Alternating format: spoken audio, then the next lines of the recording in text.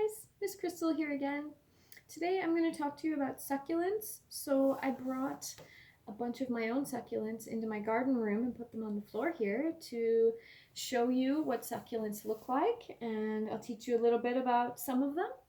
I'm also going to read a bit from my Botanicum book, which some of you might remember when we had the Botanical Club. This was a book I used a lot there. I'm going to start the video by reading just what it says here in this book, in the section called Succulents and Cacti. The term succulents refers to plants that have a set of features that allow them to live in some of the driest environments on Earth. These features include specialized plant tissues, which absorb and hold moisture so that photosynthesis, which requires water, can still occur even during droughts. Do you guys remember what a drought is? A drought is when there's not enough water in an environment. So sometimes in the middle of summer we might not get enough rain, and we would call that a drought. So succulents do well in droughts, and some of them live in deserts. They're able to hold the little bit of moisture that they get when it rains in their system for a long time. Okay, so succulents also tend to have a tough covering on the stem to support the weight of the stored water. The leaves are thick and leathery to the touch, with a wax-like whitish covering that helps to reduce water loss from evaporation. So a lot of plants, the leaves transpire, so the water evaporates out of them, but succulents have such a thick skin that they don't transpire. The water doesn't evaporate out of them, which is good. They get to keep it, and that's how they do well in a drought. It also protects them from the sun, because most of them, they live naturally in very, very sunny places, so they need to be protected. Just like we wear sunscreen when we're going to be in the sun all day, they have a very thick skin that protects them. Some succulents have long white hairs to protect them from the sunlight. Like, oops, he poked me a little bit. Oh, here comes my cat. This is Jojo. Jojo likes to join me. I'm going to move her a little bit. Sorry, Jojo. So this is an old man cactus. It's covered in lots of little white hairs. Isn't it cool? No, Jojo, back up. So I'll read that again. Where was it? Yes, some succulents have long white hairs to protect them from the sunlight, and just as important, from sub-zero desert nights.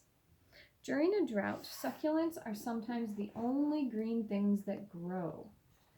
Naturally, this makes them tempting to hungry herbivores. They have evolved several defensive adaptations.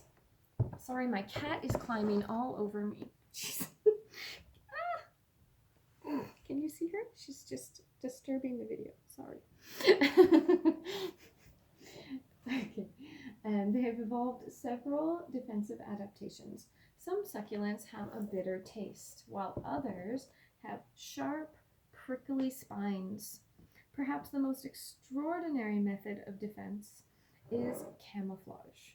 Stone plants, for instance, look like pebbles. There are some that look like pebbles. I don't have one of them right now, but I'll show you a picture from the book. You can see right there. That is a stone plant. And they look kind of like a rock.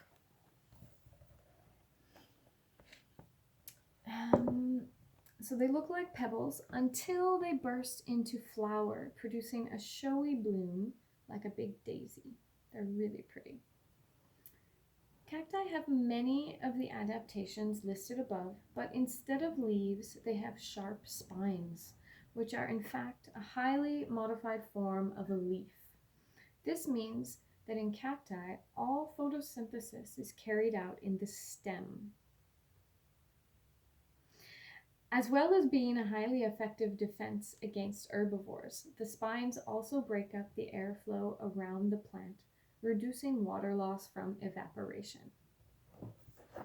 So like I explained, the thick skin on succulents protects them from the sun and also helps them to keep water inside.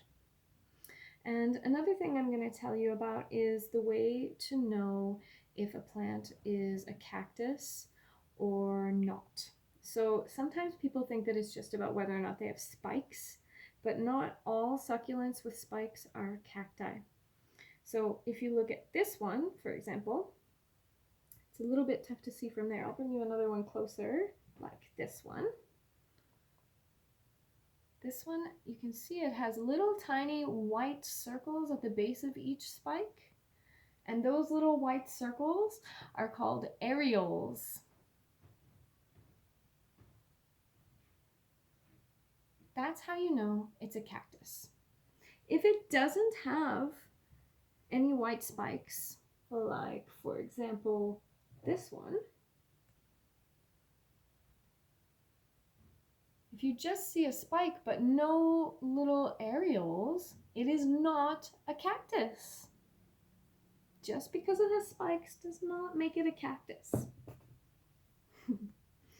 So if I were to show you, let's say, this one, what do you think?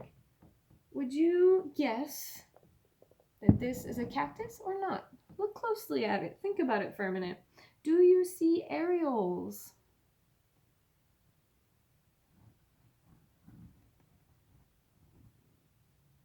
We can see lots of spikes here.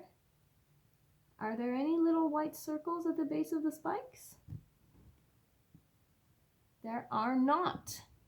So is this a cactus or not? It is not a cactus. This plant's Latin name is,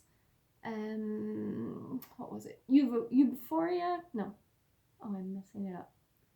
Euphorbia millii. That's what it is. Euphorbia millii. And so Euphorbia millii is often called a cactus by accident because of its spikes, but it's not. Okay, move that out of the way.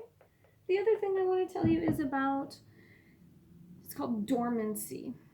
So most cacti and succulents go dormant in the winter, which means like they go to sleep. And in order to give them a full dormancy, you have to withhold water. Believe it or not, from November to April. It's a really long time, right? So they don't get any water for all of those months and they go into dormancy. If you water them in those months, it's not going to hurt them as long as you're watering them properly, not over-watering them. Sorry. It's not going to hurt them, but they're not going to go into dormancy. And if they don't go into dormancy, they won't flower in the spring. So if you want your cacti to make flowers in the spring, you have to give them dormancy from November to April. So my cacti have not been watered all winter. And I've been waiting. I was going to water them last week, but I decided to wait so that you could see them getting watered for the first time.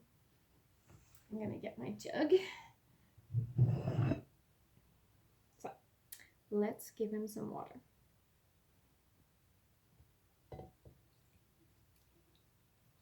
Yay! The first watering all winter. I'm sure he's going to be so happy. There we go. I'm going to give him a little bit more later too, because it's probably not going to be enough. You want to always, when you water your plants, you want to make sure that you see the water coming out of the bottom tray. If you don't see, here, I'll show you a little bit here. If you don't see any water in that tray at the bottom, then you haven't watered all the way through the pot, and that means that the roots at the bottom didn't get enough water. It's really important that you water all the way, and you do want to make sure they have holes so that you can see that, because otherwise you could end up over watering and it could pool at the bottom. They have to have holes to drain out the extra so you don't cause mold and bacteria to grow. Both under and over watering are both very dangerous for the plants. That's why we do the holes on the trays. And right back here, see this really big one? This one also hasn't had any water all winter. So let's give that one some water too. I have a cat on my lap and she's way too cute. I can't move her. I'm sure anyone who has a cat knows what I'm talking about. So I'm gonna stretch. This one is big. When I bought it, believe it or not, it was like, I think it was 2 or 3 of these little tiny pads. Now it's like this giant plant. There we go. So hopefully my cacti will all make flowers soon, now that they're starting to get their spring rain. I hope you enjoyed learning about cacti and succulents today. In the email with this video link, I will also attach a video and some reading from National Geographic about deserts, which is an environment where you would find a lot of cacti and succulents. So you can do that if you want. You're welcome to learn about deserts if you have some time. Nothing that I ever send you is an obligation. It's always your choice. Have a great week. Bye.